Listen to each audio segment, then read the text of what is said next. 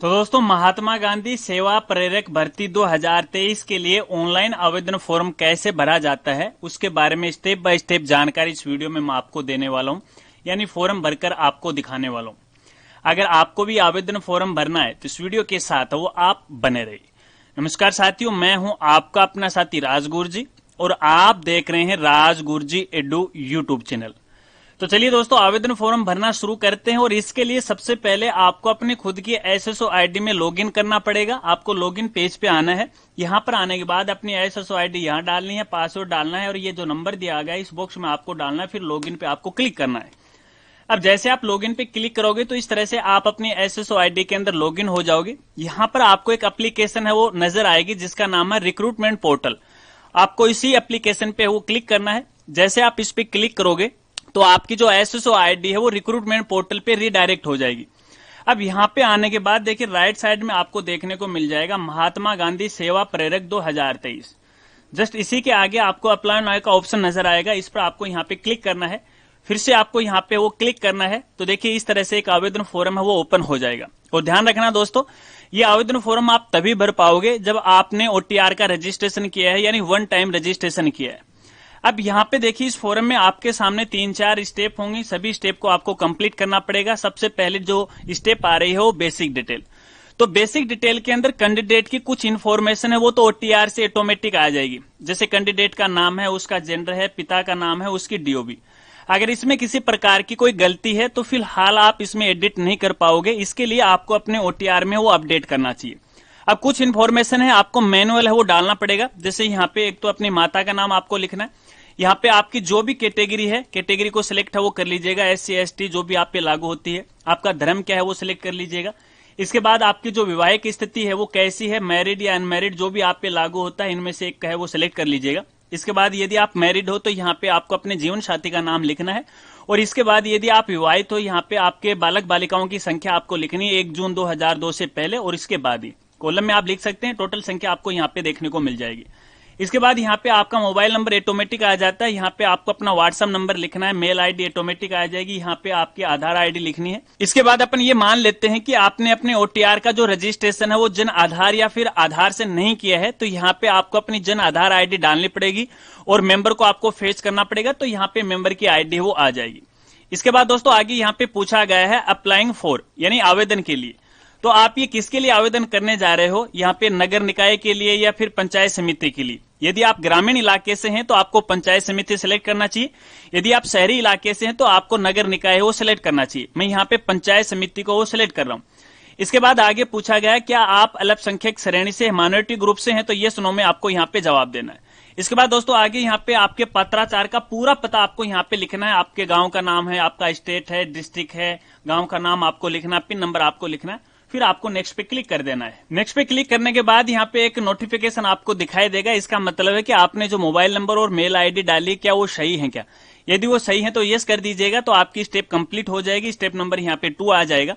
अब यहाँ पे सबसे पहले तो आपकी जो नेशनलिटी है वो आपको सिलेक्ट करना। बाय डिफॉल्ट इंडियन आपको देखने को मिलेगी। यहाँ पे आपका जो होम स्टेट है वो सिलेक्ट कर लीजिएगा, ठीक है। इसके बाद आपका जो जिला है वो यहाँ से वो सिलेक्ट कर लीजिएगा। इसके बाद आपका जो ब्लॉक है वो यहाँ से सिलेक्ट कर लीजिएगा। ग्राम पंचायत है, आपका जो राजस्व ग्राम है वो आप यहाँ पे सिलेक्ट कर लीजिएगा। तो यहाँ पे देखिए आपकी डिटेल है वो देखने को मिल जाएगी। इसके बाद यदि आपके पास कोई अनुभव है तो किसी एक पर आपको यहाँ पे टिक लगाना है। जैसे आपके पास एनसीसी सर्टिफिकेट हो, कोई पुलिस मित्र का सर्टिफिकेट हो, स्काउट गाइड का सर्टिफिकेट हो, जो भी आप पे लागू होता है टिक है वो लगा दीजिएगा। अगर आपके पास कोई अनुभव नहीं है तो भी यहाँ पे कोई दिक्कत नहीं है, लेकिन यहाँ पे देखिए जो प्रायोरिटी यहाँ पे दी जाएगी तो सबसे पहले सिलेक्शन है जिनके पास ये सर्टिफिकेट होंगे उनको प्राथमिकता है वो दी जाएगी। ये डिटेल भरने के बाद आपको नेक्स्ट वाले ऑप्शन पे क्लिक करना है तो आपकी ये स्टेप है वो कंप्लीट हो जाएगी। अब यहाँ पे स्टेप नंबर यहाँ पे 3 आ गई, जहाँ पे आपको अपने एजुकेशन के बारे में जानकारी देनी है। और सबसे पहले यहाँ पे देखिए एक बॉक्स आपको देखने को मिलेगा, इस पर आपको यहाँ पे टिक है वो लगाना है। और यहाँ पे कक्षा 10वीं और 12वीं की डिटेल आपको भरनी है। सबसे पहले यहाँ पे विषय समूह आ जाएगा, सब्जेक्ट ग्रुप आ जाएगा।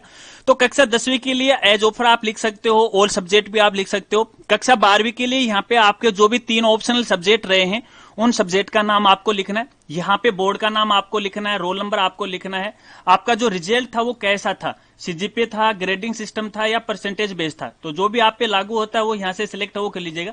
इसके बाद आपका साल कौन सा था, यहाँ से साल वो सिलेक्ट कर लीजिएगा। आपके यहाँ पे 10वीं और 12वीं में कितने परसेंटेज आए हैं वो आप लिख दीजिएगा। इसके बाद आपको नेक्स्ट पे क्लिक करना है, तो ये स्टेप कंप्लीट हो जाएगी और लास्ट स्टेप है वो आ जाएगी। इस स्टेप के अंदर आपको अपनी फोटो और सिग्नेचर अपलोड करना है और ध्यान रखना है यहाँ पे फोटो की जो मिनिमम साइज है वो 50 के भी होनी चाहिए और मैक्सिमम 100 के भी होनी चाहिए। और इसी तरह से सिग्नेचर की जो साइज है मिनिमम 20 के भी और मैक्सिमम 50 के भी होनी चाहिए।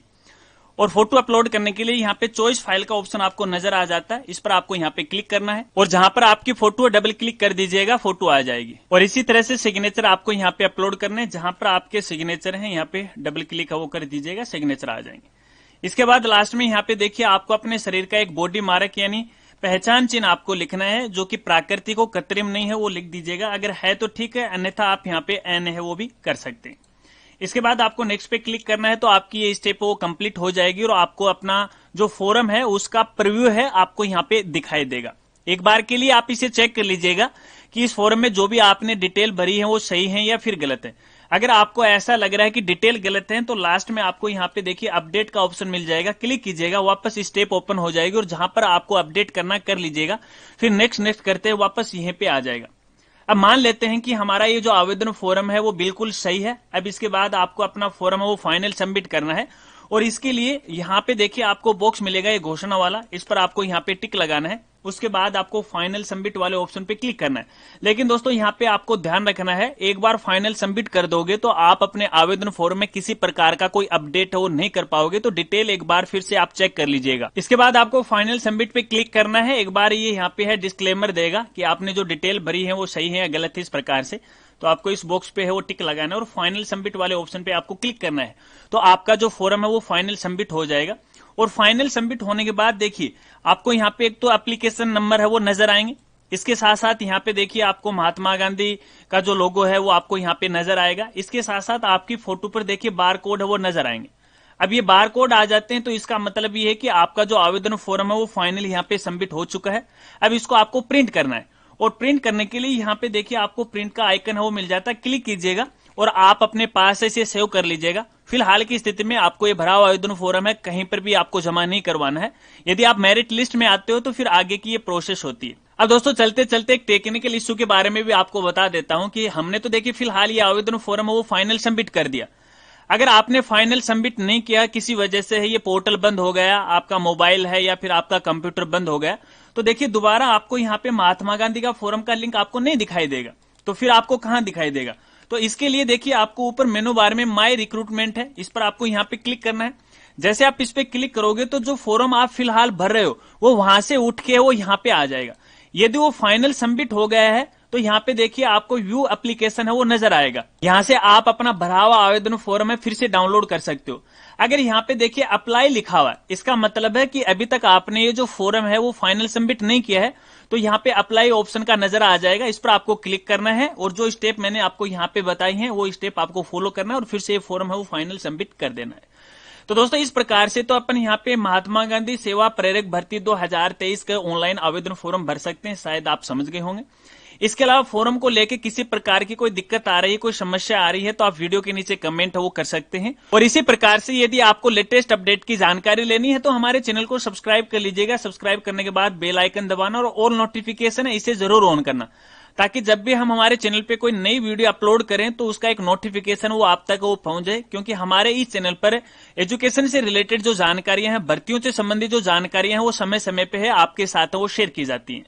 और इसके अलावा दोस्तों आपको ये नोटिफिकेशन यदि आपको डाउनलोड करना है, ये विज्ञप्ति आपको डाउनलोड करना है, तो इसके लिए आप हमारी वेबसाइट पे विजिट कर सकते हो और हमारी वेबसाइट का नाम है www.rajgurji.com। जैसे आप हमारी वेबसाइट पे आओगे तो यहाँ पे देखिए जॉब न्यूज का एक ऑप्शन आपको मिल जाता है, क्लिक करना है, डाउनलोड कर सकते हो, या फिर होम पेज पर भी आपको थोड़ा सा नीचे आना है तो यहाँ पर भी देखिए आपको डायरेक्ट लिंक है वो मिल जाएगा। हालांकि ये जो लिंक है कुछ दिन के लिए अवेलेबल रहेगा, उसके बाद यहाँ से हटा दिया जाएगा, लेकिन जो जॉब न्यूज का मेन्यू है इसके अंदर आपको है हर समय वो मिलता रहेगा। तो मिलते हैं फ्रेंड्स अगली एक नई वीडियो के साथ, तब तक के लिए जय हिंद जय भारत।